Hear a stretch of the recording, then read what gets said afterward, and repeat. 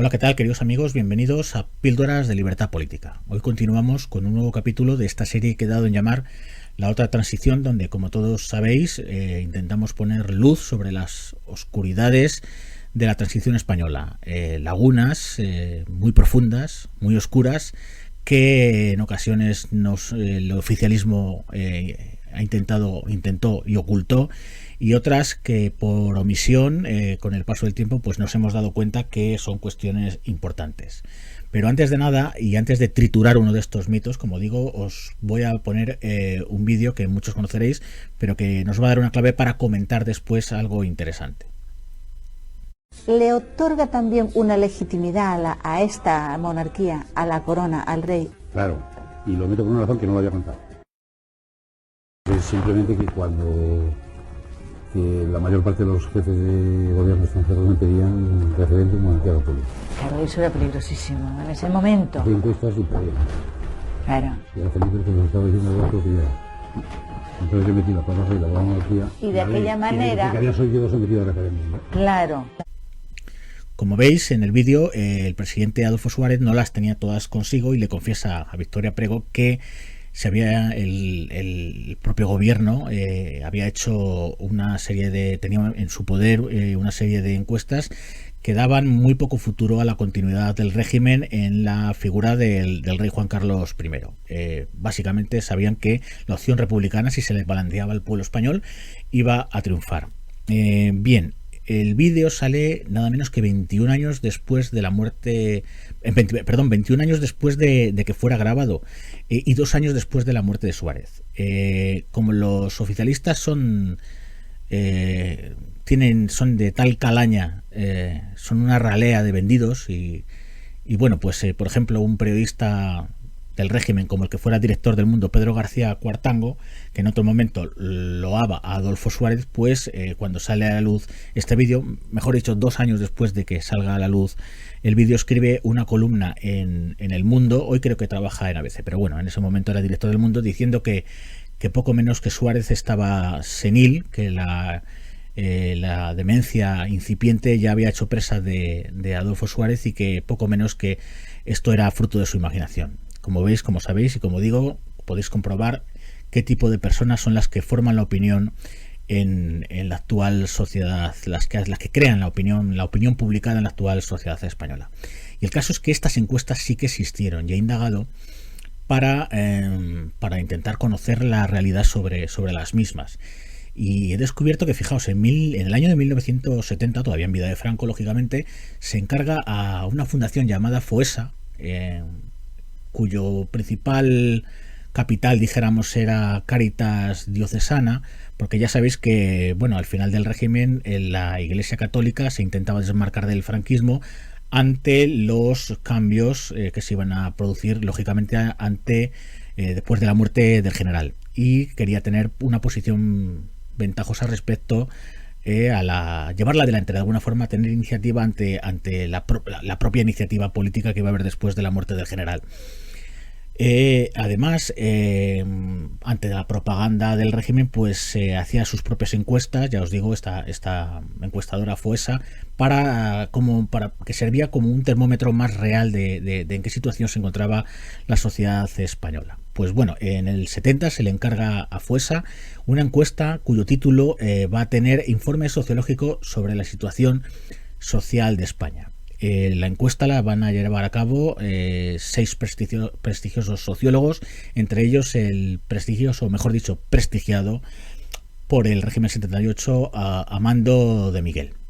Y lo curioso es que dentro de uno de los apartados de estas encuestas aparecía una pregunta que se le hacía a los ciudadanos.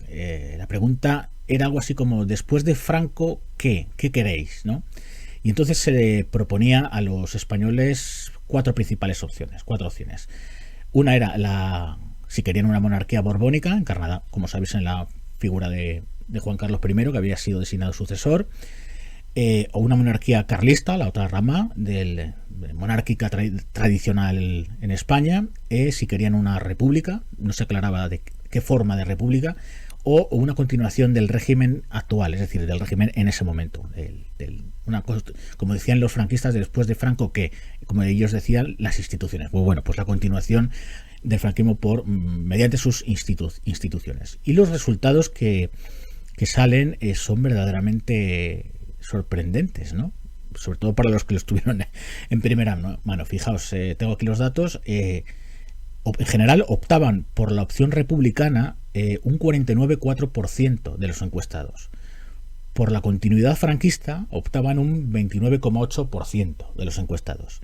Y por la opción monárquica en Juan Carlos, la monarquía borbónica, un 20,8%. Fijaos, casi el 50% optaban o que querían que en España por lo menos los españoles se pudieran pronunciar para ver si querían continuar con una forma de Estado republicana después de la muerte de Franco.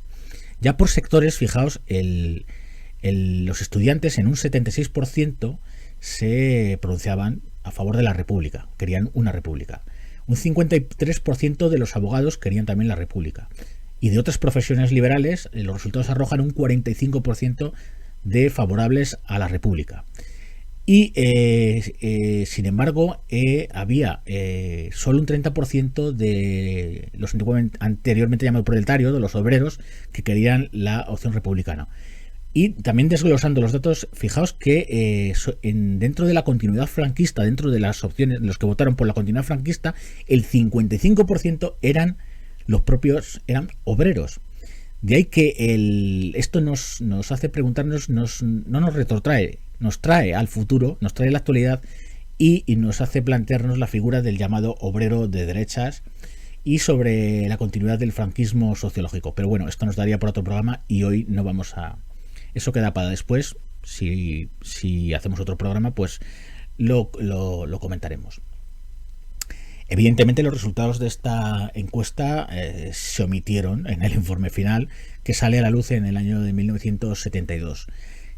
¿Por qué se omiten? Claro, lógicamente, primero, para los reformistas no era nada, los reformistas dentro del régimen, me refiero, no eran nada halagüeñas estas respuestas de los españoles, y sobre todo porque tampoco querían no querían un escenario como se denominaba en aquel momento, a la portuguesa. Ya sabes, ¿qué hicieron los reformistas del régimen para que la opción de la república no se contemplara? ¿Por qué? ¿Qué mecanismos podían implementar para que el pueblo español no pudiera elegir la forma de Estado para su futuro? Es decir, de Suárez lo que hace es que en los referenda de aprobación primero para la ley de la reforma política de 15 de diciembre de 1976 y después en el proyecto de constitución, el famoso referéndum llamado de la Constitución del 6 de diciembre de 1978, la monarquía borbónica, encarnada en la figura de Juan Carlos I y que es heredera del movimiento nacional, recordad cómo Juan Carlos jura los principios del movimiento, pues Suárez la incluye dentro del paquete de rento, es un full ticket, ¿no? De alguna forma. Eso, en ningún momento a los españoles se les propone que voten o que elijan entre forma de Estado. Y como sabéis, uno de los prebostes de la monarquía de Juan Carlos, el ínclito Torcuato Fernández Miranda, acuñó aquello de la ley a la ley, es decir, reformismo puro, sin ruptura democrática, como proponía, por ejemplo, don Antonio García Trevijano, de la ley a la ley, y acuño yo, y apostillo yo, sin elección posible. Y ahora ya pasamos directamente al otro asunto, y vamos a triturar, a pulverizar uno de los mitos de la transición, que consiste en que nos dicen que para junio de 1977 todo aquel que quiso, todos aquellos partidos que quisieron pudieron presentarse a las elecciones, a las votaciones de multipartidistas de 1977, después de aprobada la ley para la reforma política. Y esto es algo totalmente falso, puesto que hubo formaciones a las que se prohibió participar.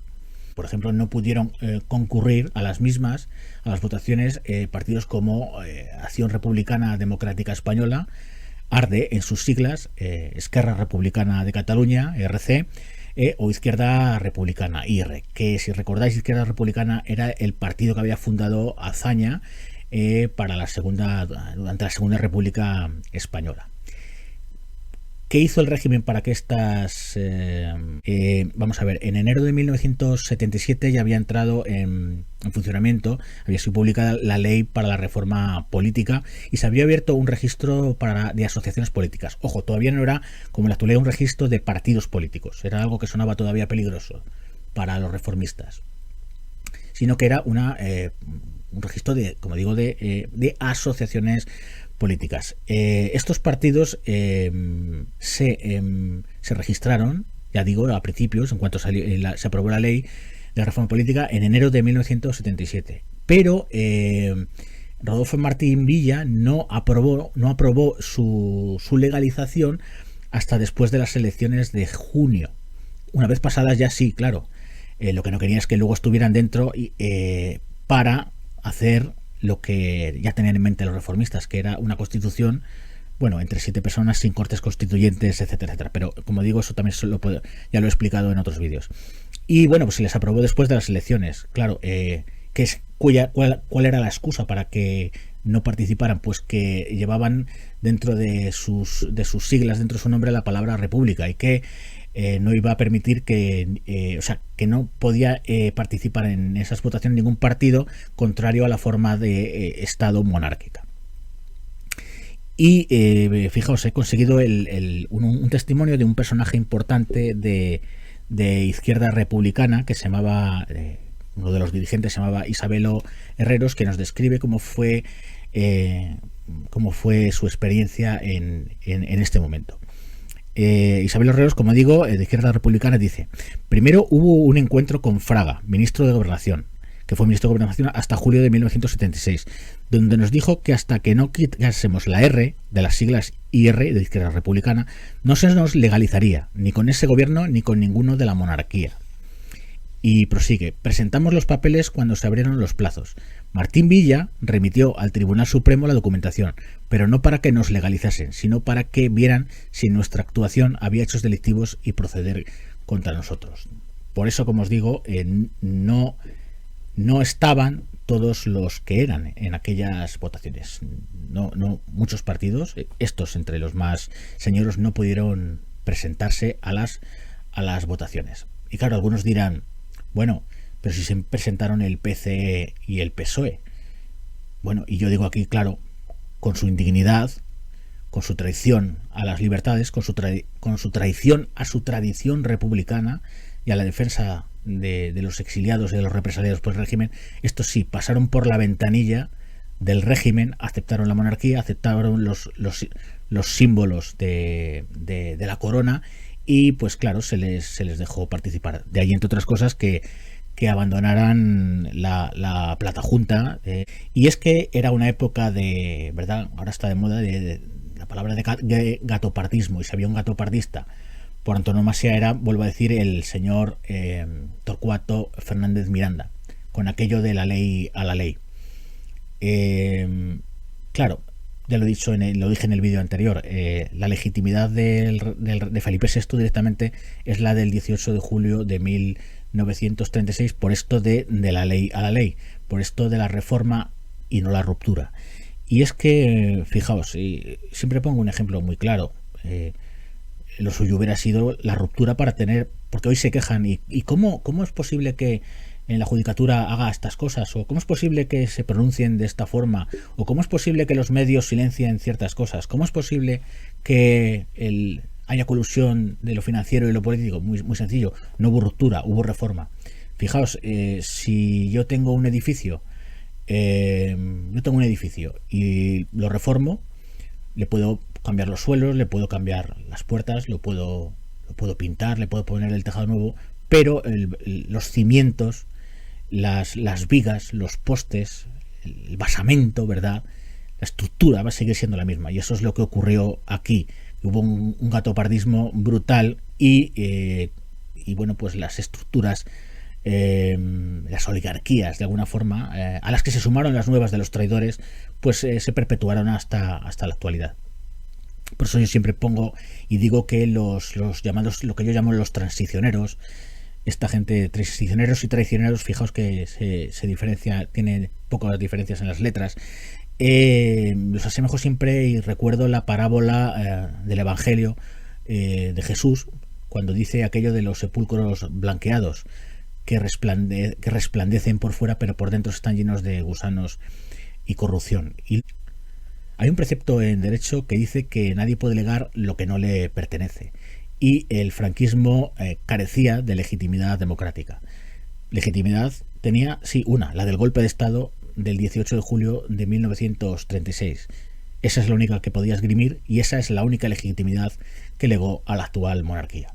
Bueno, queridos amigos, si os ha gustado el vídeo le dais like.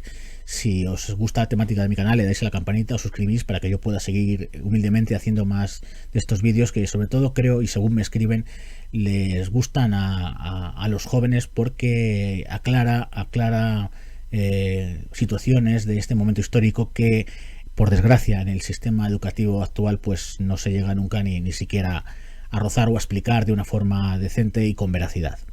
Y bueno, como sabéis, libertad constituyente ya.